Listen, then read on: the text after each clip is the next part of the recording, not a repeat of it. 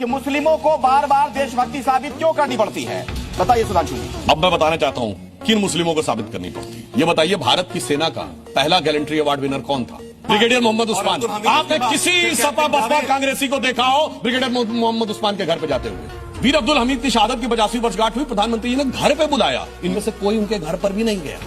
अब आइए, कलाम साहब के मेमोरियल पे कितने लोगों की फेसबुक पे या सोशल मीडिया पे किसी ने पोस्ट किया, कभी गया हो कोई कलाम साहब के, उस पर तो बता दे। अब आपको बताना चाहता हूं, आपने कहा सरकार की जिम्मेदारी है। जब भारत आजाद हुआ तो लाल किले पे पहली शहनाई किसने बजाई? उस्ताद बिस्मिल्लाह खान। उस्ताद बिस्मिल्लाह खान को भारत रत्न कब मिला? अटल जी की सरकार में। 50 साल सेकुलर सरकार में नहीं मिला। उस डॉक्टर कलाम का नमाज जनाजा और याकूब मेनन का नमाज जनाजा एक ही दिन हुआ।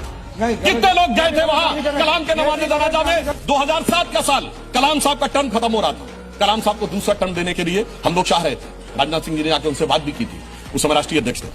तो कलाम साहब का विचार था सर्वसम्मति होगी तो तैयार होंगे, मगर कोई सेकुलरिज्म का सूरमा कलाम साहब को दूसरा टर्म देने को तैयार नहीं था। 2007 मगर वही साल था कि अफजल गुरु की क्षमा याचना के लिए सब खड़े हुए थे, जबकि वो आतंकवाद के हमले का दोषी कोर्ट से सिद्ध हो गया था और 7 साल तक उसको सजा नहीं हुई।